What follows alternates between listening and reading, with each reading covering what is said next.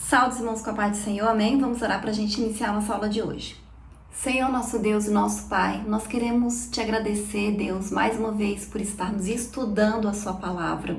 Te agradecer, Senhor, pelo teu Espírito Santo e convidar para que ele esteja conosco, nos ensinando, nos capacitando, nos conduzindo, abençoando a nossa mente, o nosso entendimento. Espírito Santo de Deus, fala conosco, em nome de Jesus, meu Deus, nos enche, Pai, com a tua unção, com a tua presença, com a tua graça, com o teu poder, com a tua glória, que em nome de Jesus a gente possa crescer em sabedoria e graça. É isso que nós te pedimos e te agradecemos em nome de Jesus. Amém? O título da lição de hoje é O Novo Nascimento. Nós vamos fazer a leitura que está em João, capítulo 3, do versículo 1 ao versículo 9 e o versículo 16, que diz assim: E havia entre os fariseus um homem chamado Nicodemos, príncipe dos judeus. Este foi ter de noite com Jesus e disse-lhe: Rabi, bem sabemos que é mestre vindo de Deus, porque ninguém pode fazer estes sinais que tu fazes se Deus não for com ele. Jesus respondeu-lhe e disse-lhe: Na verdade, te digo que aquele que não nascer de novo não pode ver o reino de Deus. Disse-lhe Nicodemos: Como pode um homem nascer sendo velho? Porventura, pode tornar a entrar no ventre de sua mãe e nascer? Jesus respondeu: Na verdade, te digo que aquele que não nascer da água e do Espírito não pode entrar no reino de Deus. O que é nascido da carne é carne, e o que é nascido do Espírito é Espírito. Não te maravilhes de ter dito: necessário vos é nascer de novo. O vento sopra onde quer e ouves a sua voz, mas não sabes de onde vem, nem para onde vai. Assim é todo aquele que é nascido do Espírito. Nicodemos respondeu e disse-lhe: Como pode ser isso? Porque Deus amou o mundo de tal maneira que deu seu Filho unigênito para que todo aquele que nele crê não pereça, mas tenha vida eterna. Amém? Então, nesta passagem aqui, especificamente, fala de um encontro que Jesus teve com um fariseu. Naquela época, no tempo de Jesus, nós sabemos que a maioria dos fariseus, eles não aceitaram Jesus. Eles perseguiam Jesus, eles duvidavam dos questionamentos de Jesus, mas a gente vê aqui que algum fariseu, aqui fala de Nicodemos, e eu creio que ele não foi o único, acreditou em Jesus, porque eles viram os milagres que Jesus realizava. E aí Nicodemos, ele vê o milagre de Jesus, as coisas extraordinárias que Jesus estava fazendo, e ele entende que ele só poderia estar fazendo aquelas coisas porque ele era de Deus, ele era alguém vindo da parte de Deus. Então ele vai à noite, que é para que os outros fariseus não vissem, não ficassem sabendo, porque até aqui, os fariseus perseguiam Jesus e ele não queria ser criticado nem apontado por causa de estar acreditando em Jesus, e ele era um membro do Sinédrio. Então, além disso, ele era uma pessoa importante, não era simplesmente um fariseu, ele era um fariseu membro do Sinédrio. O Sinédrio é como se fosse o judiciário daquela época. Então, Nicodemos, ele era um fariseu membro do Sinédrio, era alguém importante que acreditou em Jesus. E aí ele vai conversar com Jesus e Jesus dá a ele essa revelação, essa informação de que é necessário nascer de novo. E aí ele explica que ele tem que nascer do Espírito. E todas as pessoas que existem, que estão vivas, elas nasceram da carne. Todo mundo nasce da carne. E todo mundo que nasce da carne vai morrer. A sua carne vai morrer um dia. Mas Jesus fala de nascer do Espírito. Então é um novo nascimento, é diferente do nascimento que as pessoas conhecem, que as pessoas estão acostumadas. Só que nascer do Espírito, nem todas as pessoas nascerão, mas aqueles que nascerem do Espírito, eles herdarão a vida eterna, eles participarão do reino de Deus. Então, para fazer parte do reino de Deus, é necessário que nasça de novo, né? Que entenda que Jesus é o Salvador, que Jesus é o Filho de Deus, que veio para morrer pelos nossos pecados. Então, na lição de hoje, nós vamos estudar uma das obras muito importantes do Espírito Santo de Deus nas nossas vidas, que é a regeneração a partir desse diálogo entre Jesus e o fariseu, membro do Sinédrio, Nicodemos, que se tornou também um discípulo de Jesus. E o primeiro tópico da lição fala assim: Jesus e Nicodemos. Quem era Nicodemos? Eu já falei bastante coisa a respeito de Nicodemos, né? Então, o contexto de João 3 revela que Nicodemos, ele era uma figura conhecida em Jerusalém, era uma pessoa importante, e devido aos milagres que Jesus havia realizado, como transformar água em vinho, ele ficou muito famoso, as pessoas sabiam desses milagres de Jesus e os líderes religiosos também. Então, Nicodemos, como fariseu e membro do Sinédrio, sabia, e os outros também sabiam. E foi nesse cenário, nesse contexto, que Jesus desperta o interesse e a curiosidade de Nicodemos, a ponto de Nicodemos ir até Jesus e ainda chama Jesus de mestre, chama ele de rabi, porque sabe que ele é um mestre vindo da parte de Deus. Então, um sábio judeu de grande prestígio, tanto entre o povo e entre os seus colegas fariseus, reconhece que Jesus é um mestre vindo da parte de Deus, e ele procura Jesus à noite, porque ele não queria, né, que os outros membros, que os outros fariseus soubessem disso nesse momento. O reconhecimento de Nicodemos sobre Jesus como mestre. O versículo indica que Nicodemos reconheceu, né, a autoridade que Deus deu a Jesus. Tanto, como eu disse, chama ele de rabi, que significa mestre. Então, não existia hostilidade nas palavras de Nicodemos, porque a gente sabe que muitas vezes os fariseus, quando falavam com Jesus, eles eram irônicos, mas aqui nessa conversa não tinha ironia da parte de Nicodemos, muito pelo contrário, o interesse dele era genuíno, ele queria compreender esse ensino de Jesus, ele queria compreender a natureza de Jesus, então ele está interessado, e a gente percebe que Jesus também reconhece, né, esse interesse de Nicodemos, e eles têm uma conversa ali agradável, amistosa, e Jesus faz a eles esse ensinamento, né? Então foi uma conversa entre um mestre e um discípulo, porque Nicodemos, quando chama ele de mestre, né, reconhece, né, que ele é um mestre, né, um mestre judeu vindo da parte de Deus. E o próximo subitem fala sobre o diálogo entre Jesus e Nicodemos. A partir do versículo 3, a afirmação de Jesus sobre o conceito de nascer de novo e nascer da água e do Espírito, para poder ver o reino de Deus, deixou Nicodemos perplexo, porque naquela época eles esperavam um rei vindo da parte de Deus, e eles imaginavam que haveria um reino aqui nesta terra. E aí Jesus fala: olha, se você quer participar do reino de Deus, você precisa nascer de novo, você precisa nascer da água e do Espírito. Então as palavras água e Espírito, elas aparecem frequentemente ao longo do Evangelho de João. Ele vai falar isso mais de uma vez, transmitindo a ideia de elementos fundamentais para nossa admissão no reino celestial. Precisa nascer da água e precisa nascer do Espírito. E aí, dessa maneira, a referência à água e ao Espírito recorda-nos também a mensagem do outro João, o João Batista, sobre o arrependimento dos pecados e uma nova forma de viver. Amém?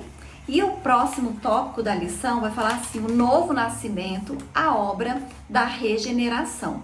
O novo nascimento. A palavra regeneração, ela tem origem no termo grego palingenésia, que significa literalmente voltar a ser gerado, né, ser gerado novamente.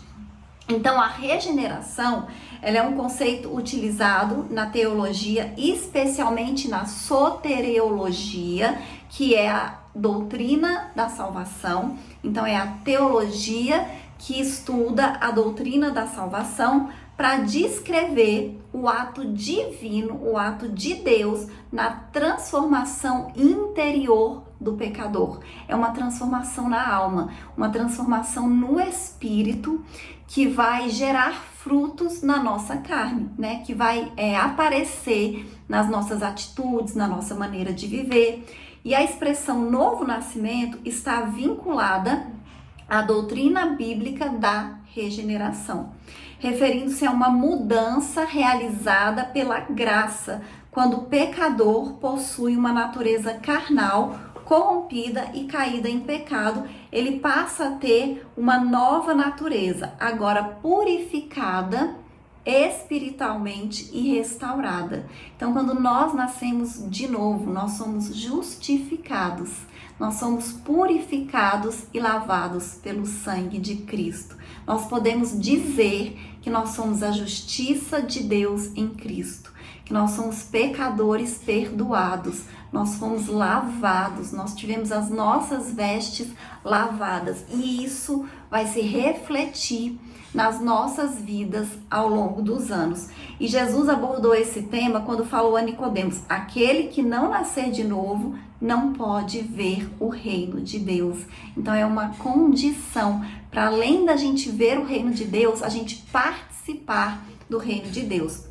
O próximo subitem fala assim: a regeneração como obra exclusiva de Deus. A regeneração é um ato que Deus realiza na vida do pecador, e todos são pecadores antes, né, de aceitarem a Cristo, levando a uma mudança radical do seu coração e provocando uma transformação profunda na sua vida interior. E somente Deus pode fazer isso. Só o Senhor é capaz de nos regenerar. E esse processo acontece quando o pecador reconhece os seus erros e reconhece que ele tem a necessidade de um Salvador.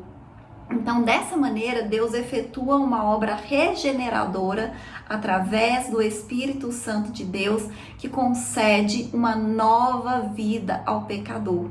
Somos pecadores justificados. Somos pecadores arrependidos, né? O preço pelo nosso pecado já foi pago.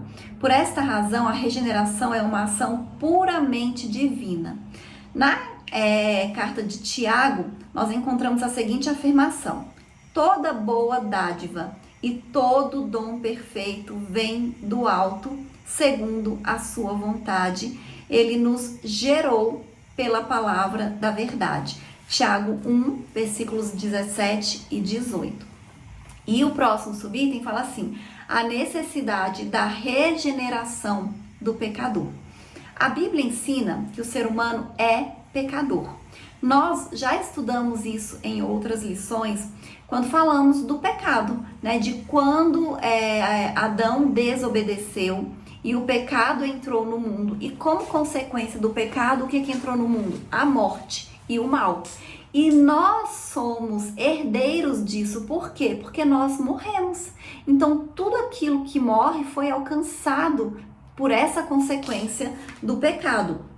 E em suas cartas, o apóstolo Paulo destaca a pecaminosidade do ser humano em razão da queda dos nossos primeiros pais. Todos pecaram e, como consequência, todos morrem. Assim surge a necessidade de cada pessoa individualmente passar pela experiência da regeneração. Por quê? Porque quando nós nascemos de novo, o nosso corpo, ele pode até morrer, mas o nosso espírito, ele vai viver eternamente. O nosso espírito, ele não morre mais.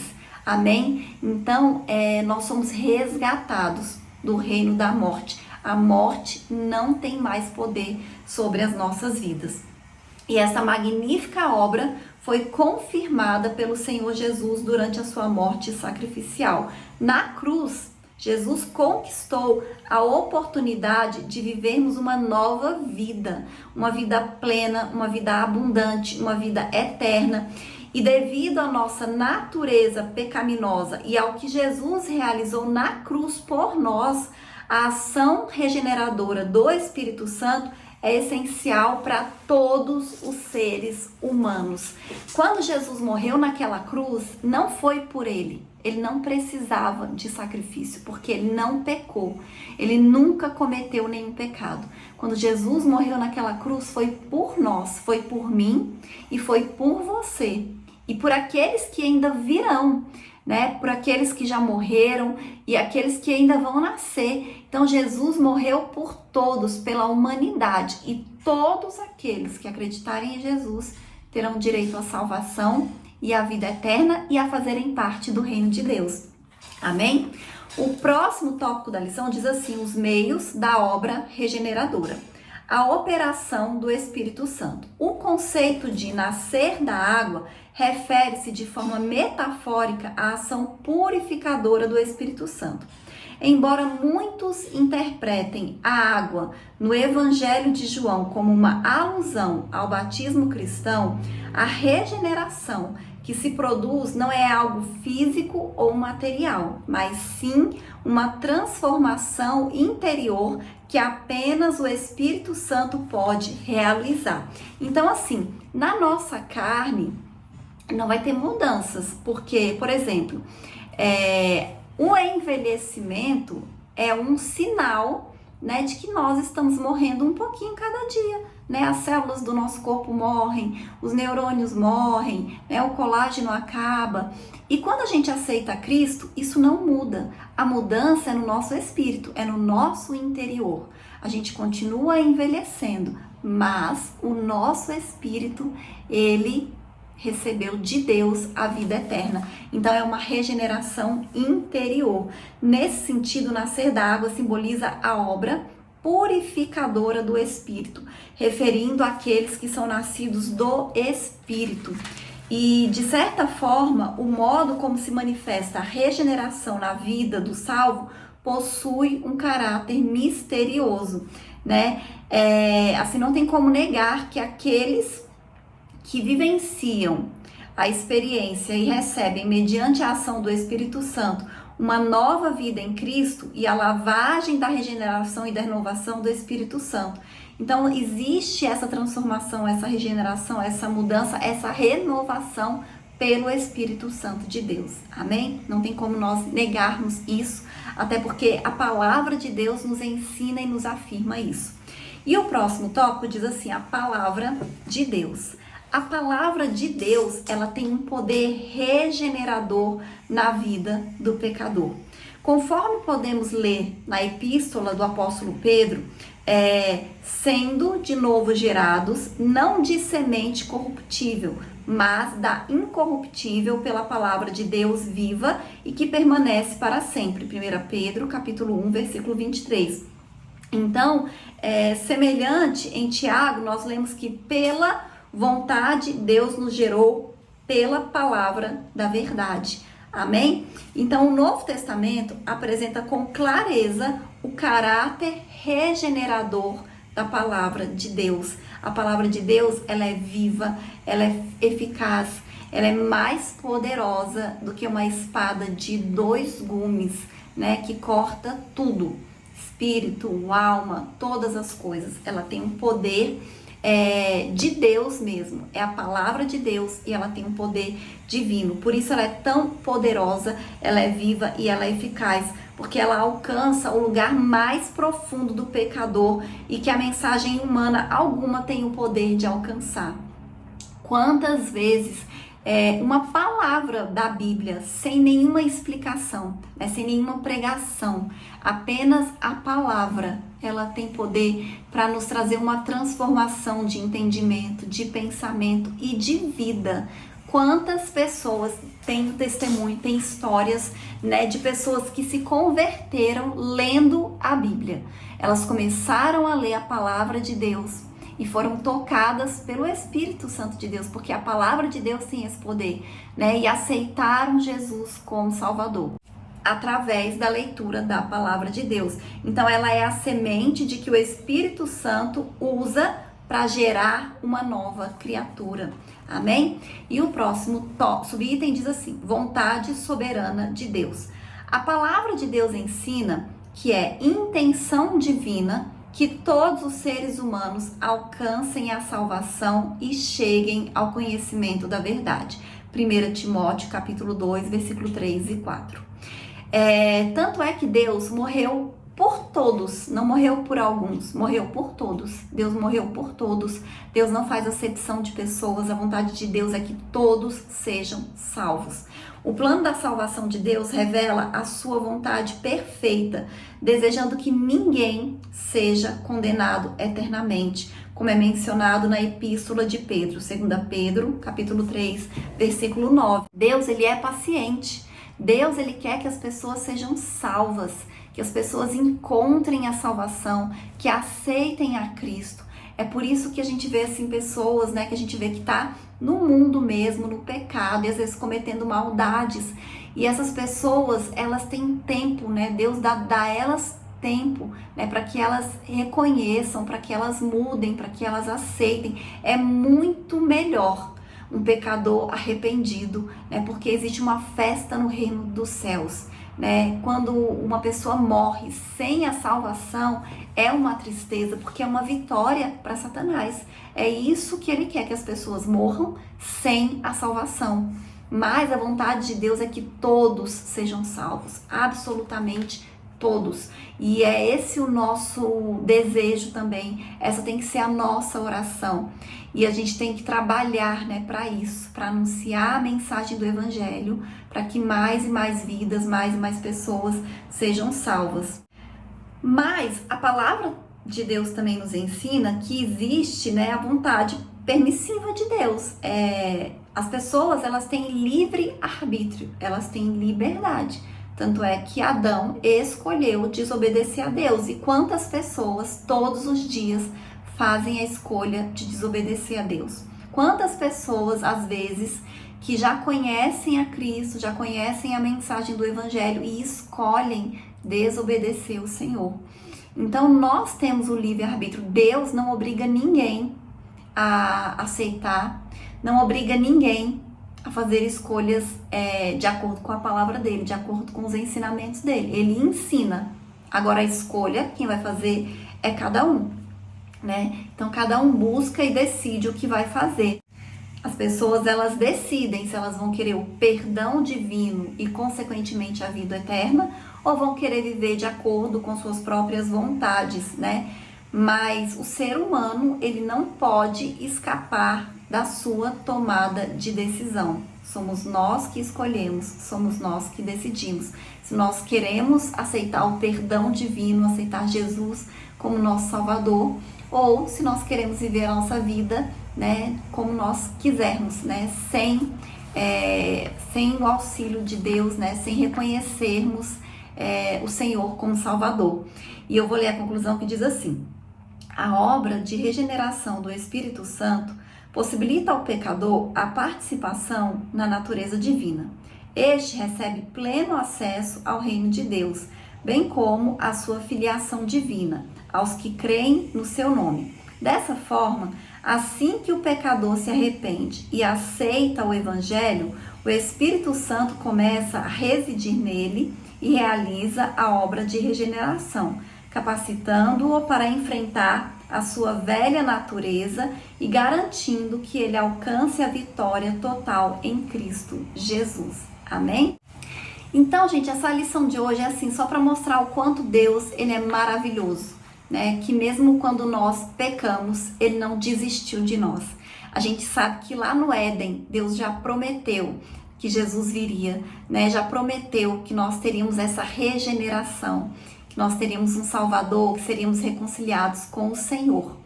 E essa regeneração é justamente isso, é nós nascermos de novo para Cristo, para Deus, para o reino de Deus, para a vida eterna. Amém? E essa é a lição de hoje e até a próxima aula em nome de Jesus.